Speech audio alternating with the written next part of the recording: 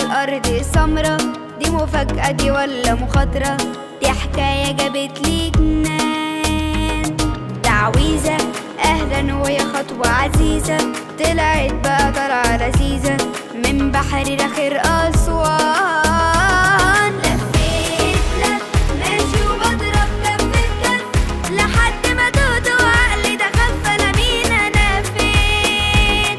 شكلها تلبيسة بجد أما دي حتة تدبيسة، خدت الكوبري مع الترقيصة دي جاتلي منين؟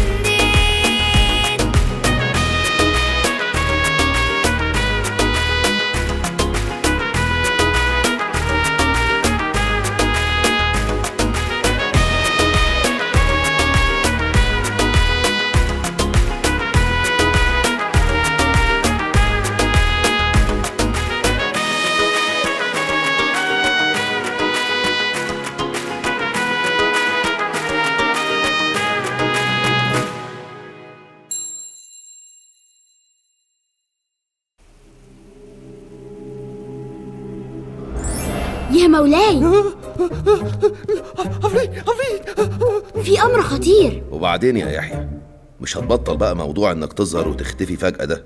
انا كتير ببقى محتاج استشارتك في امور الحكم وادور عليك فجأة ما لاقكش. قبل أي استشارة خاصة بأمور الحكم، الأعداء قدروا يوصلوا لمكان البرديات اللي عليها تصميمات المجموعة الهرمية الخاصة بيك، ودول مش مجرد أعداء عاديين، هدفهم خطير وعاوزين يستغلوا البرديات المصرية القديمة دي لتغيير تاريخ ومستقبل كيميت. انت بتقول ايه؟ يبقى لازم نتحرك فورا. يا خنوم حطب، أمرك يا مولاي. حضر قوة من الجيش تكون تحت قيادتي فورا. أنا عارف إنه مش وقته، بس كان ليا طلب يا مولاي. اطلب يا يحيى اطلب، انت عراف الملك. في عرافة تعرف من الأمور اللي هتحصل كتير، أتمنى يعني لو مش هيضايقك تكون موجودة كعرافة لزوجات الملك. هما الستات يا يحيى برضه محتاجين عرافة عشان يعرفوا ايه اللي هيحصل.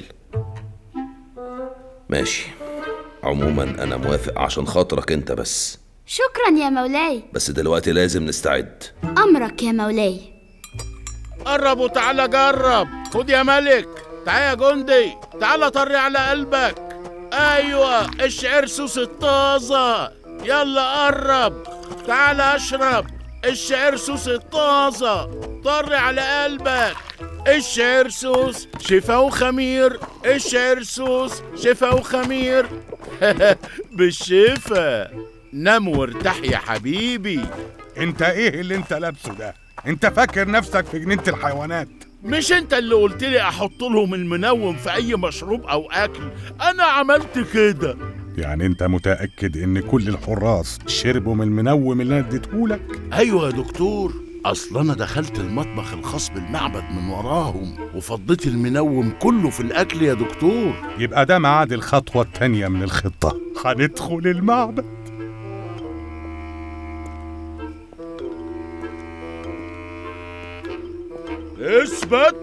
اثبت بقولك. اثبت ايه؟ هو انت واقف على ناصية؟ ده كاهن من مصر القديمة. يعني لو من مصر الجديدة نسرقه عادي؟ ما احنا بنسرقه يا دكتور، مش بنكرمه. طب يلا مفيش وقت، لازم نلاقي البرديات. ايوه، امبو بالسلامة يا قلبي.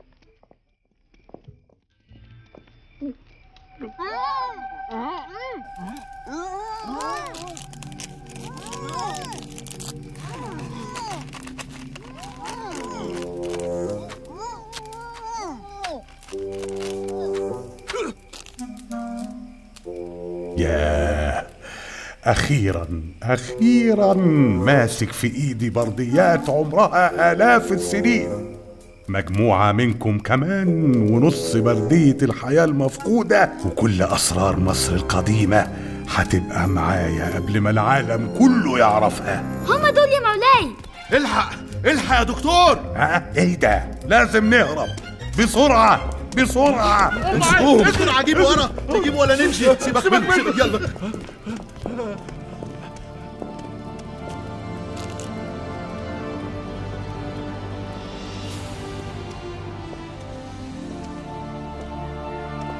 عارف يا يحيى، لولا وجودك كان زمان الأعداء قدروا ياخدوا التصميمات. أنا بشكرك جدا. أنا في خدمة كيميت طول الوقت يا مولاي. وأنا أمرت بالبدء في البناء فورا. أنا كمان أمرت ببناء مقبرة ليك جنب مقبرتي. أنت تستحق الانتقال للعالم الآخر في مراسم ملكية يا يحيى. العالم الآخر؟ أنا بشكرك بالتأكيد يا مولاي، بس في ماتش مهم لمصر ومو صلاح هيلعب. مين؟ مين يا يحيى؟ أنت بتقول إيه؟ ده ايجيبشن كينج الدوري الإنجليزي يا مولاي. صلاح ذا ايجيبشن كينج. مو صلاح. فهمتك. دي أكيد نبوءة جديدة، فسرها لي بسرعة يا يحيى. نبوءة؟ تمشي برضو. في يوم من الأيام يا مولاي هيجي شخص من أرض كيميت اسمه مو صلاح، هيحتل بلاد لسه محدش هنا يسمع عنها أو شافها. شخص قوي زي الأسد، سريع زي الصقر حورس اللي بيحرس كيميت، عنده القدرة على مراوغة الخصم والتغلب عليه بكل سهولة، وهيبقى واحد من شعب كيميت، تقدر تقول من الأحفاد اللي هيبقى ليهم شأن عظيم بعد كده. عظيم يا يحيى. أنا هنقش النبوءة دي على أحد المعابد في كيميت عشان لما تحصل كل الشعب يفتكرني. هيبقى جول حلو قوي يا مولاي. جول؟ انت بتقول ايه يا يحيى؟ لا ولا حاجة. لازم تبقي فاهمة أيتها العرافة إن أنا هنا زوجة الملك المفضلة وأم ولي العهد سنوسرت. الكلام ده مش صحيح. انت فعلا زوجة الملك المفضلة، لكن لحد دلوقتي. إنما بعدين إيه اللي هيحصل بعدين؟ جاوبيني يا عرافة. يا سيدتي أنا قولي لها إني أصغر وأجمل، وأكيد في يوم من الأيام هكون مكانها زوجة الملك المفضلة. انت إيه اللي بتقوليه ده يا عرافة؟ أنا ما قلتش حاجة يا سيدتي، أنا كل ما أتكلم حد فيكم يقاطعني. طيب قولي اللي عندك. أنا شايفة إن الأمر بسيط، انتوا الاتنين زوجات للملك، وده معناه إن وجودكم ضروري.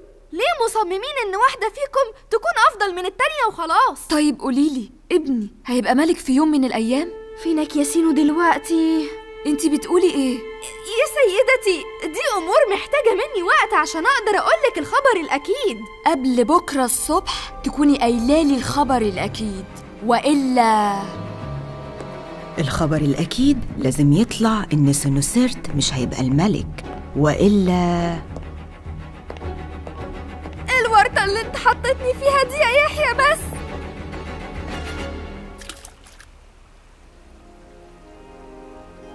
دورنا عليك كتير يا سينو، انت كنت فين؟ وانت يعني هتحتاجني في ايه تاني يا يحيى؟ ولا تحب اقول لك يا عراف الملك؟ احنا ما نقدرش نستغنى عنك يا سينو. حتى انت يا كنوز، انت يا كنوز اللي بقول عليها فتاة كيميت الجميلة، سابتني انا لوحدي وبقت عرافة زوجات الملك. بس بقى عشان دي ورطة كبيرة، وانا بدور عليك اصلا عشان تساعدني احلها. بجد؟ يعني انت عاوزاني اساعدك؟ طبعا يا سينو. زوجات الملك الاتنين مش طايقين كنوز، والاتنين عاوزين نتنبأ بحاجات عكس بعض، ولو قلت حاجة لواحدة منهم التانية هتزعل. أنا مش عارفة أعمل إيه. خدي بالك يا كنوز، الأمر ده يبان خلاف عادي بين زوجات الملك، لكنه خطير جدا. هما دلوقتي عاوزين نعرف سنوسرت هيبقى ملك بعد والده أمنمحات ولا لأ؟ سنوسرت بالفعل هيكون تاني ملوك الأسرة ال12، لكن اوعي تقولي الموضوع ده لحد أبدا يا كنوز. شايف يا يحيى المكان اللي هناك ده؟ اهو ده بقى هيبقى حجرة الدفن بتاعتك، جنبي على طول يا يحيى. ده شكرا يا مولاي، شكرا. الاستعداد للانتقال للعالم الآخر من أهم التقاليد اللي محافظ عليه ملوك كيميت. بعد نهاية الحياة في العالم ده بتبدأ الحياة الأخرى. يركب المتوفى للعالم الآخر مركب الشمس، وتبدأ محاكمته عن كل اللي عمله في حياته الأولى. قدم إيه للناس ينفعهم، وحكم بالعدل ولا لأ، كان قد المسؤولية ولا كذب وخان. واللي نجح في حياته الأولى بيكون جايزته حقول من الزرع والنباتات يزرع فيها ويحصد فيها ويعيش سعيد. أما الأشرار فنهايتهم هتكون في الجحيم. فعل الخير في كل زمن وعصر هو الطريق الصح يا مولاي. معاك حق يا يحيى. أنا عاوز أقولك على حاجة، مش عارف مهمة بالنسبة لك ولا لأ. قول يا يحيى قول. في خلاف كبير بين زوجاتك بخصوص ولي العهد. عارف، وأنا خدت قرار مفيش فيه رجوع. قرار إيه يا مولاي؟ الآن أعلنك يا سينوسرت ملك مشارك في الحكم مع أبيك. سينوسرت سينوسرت سينوسرت. ازاي يا سينو ما تقوليش ان الملك أمنمحات هيخلي ابنه ملك مشارك معاه مش مجرد ولي عهد؟ عشان كنت خايف عليك يا كنوز. لو المعلومة دي وصلت منك لزوجات الملك كان ممكن يقضوا عليكي. سينو معاه حق يا كنوز، المعلومة دي خطيرة جدا، كانت ممكن لو اتعرفت قبل إعلان الملك للخبر تخليكي في خطر كبير. خلاص يا كنوز، دور العرافة لازم ينتهي، مش هترجعي القصر تاني. خليكي معايا دايما عشان أخلي بالي منك. اشمعنى انت يا يحيى؟ سينو بيقولك كل حاجة، انما انا لا، بحجة انكم خايفين عليا. انا هرجع القصر تاني واللي يحصل يحصل. خليكي معي عشان اخلي بالي منك. قال يعني خايفين عليا قال.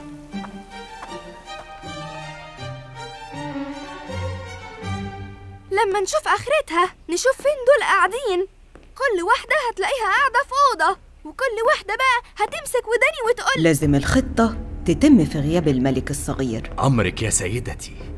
الخلاص من ملك كيمت سر قصاده حياتك.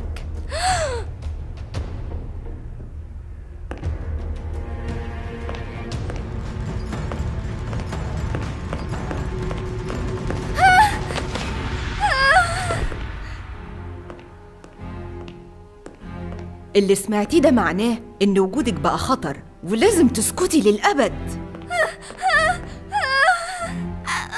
أنا ما سمعتش حاجة، أنا عاوز أخرج من هنا. تعال خدها من هنا. أوديها السجن يا سيدتي؟ هيقولوا زوجة الملك ليه سجنت عرفتها. الأفضل نخليها في غرفة من غرف القصر وتخلي عليها حراسة مشددة، وبعد ما ننفذ خطتنا نشوف هنعمل فيها إيه. يا ريتني ما قلت ليحيى ياخدني معاه، يا ريتني اصلا ما زنيت عليه وقلت له يرجع للمغامرات تاني. اتفتح بقى.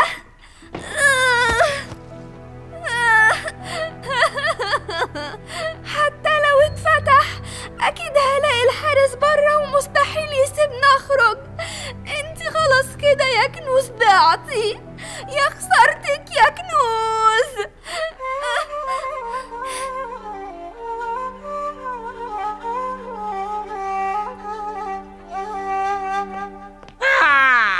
وأنا رحت فين؟ سينو، أنا مش مصدقة إنك هنا. الحقني يا سينو. أنا حذرتك يا كنوز. أيوة، أنا كنت فاكرة إنكم عاوزين تمشوا كلامكم وخلاص. قلت إيه اللي هيحصل يعني لما أرجع القصر؟ أكيد يحيى بيقولي كده عشان هو بس اللي يعيش المغامرة ويرجع يحكيلي. بس بصراحة انتوا الاتنين كان معاكم حق، كان لازم أسمع كلامكم. أنا كنت عارف، وعشان كده اختفيت وراقبتك عشان أحميكي. للأسف اللي بيحصل شيء محزن، وما أظنش إن تولي سنوسرت منصب الملك المشارك هيكون نهاية للي بيحصل جوه القصر ده. في حاجة خطيرة يا سينو ولازم ألحق أقول ليحيى. هتعرف تخرجني من هنا؟ أنت إزاي تسألي سؤال زي ده؟ معذورة، أنت بس عشان أول مرة. اسألي يحيى، هو اتسجن واتخطف كتير، وعارف إني أنا في كل مرة وفي اللحظة الأخيرة بتدخل وبنقذه. بص، أنا ممكن أسيبك تتكلم عن نفسك سنتين لقدام، بس بعد ما تخرجني من هنا، ماشي يا سينو؟ غمضي عينيكي.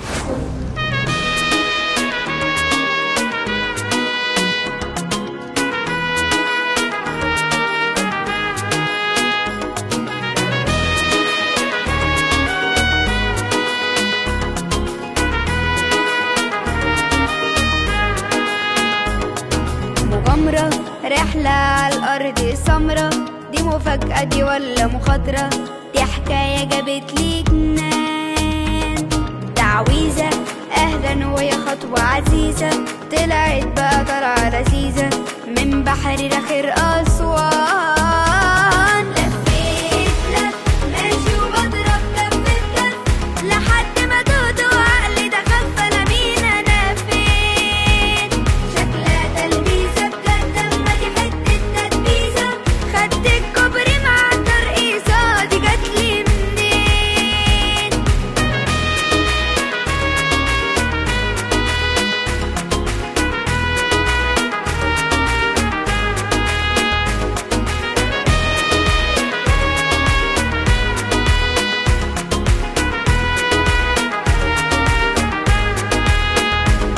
تركيبة ودخلت في دنيا عجيبة، بس أنا وكنوز لعيبة بنفوت في الصخر سوا.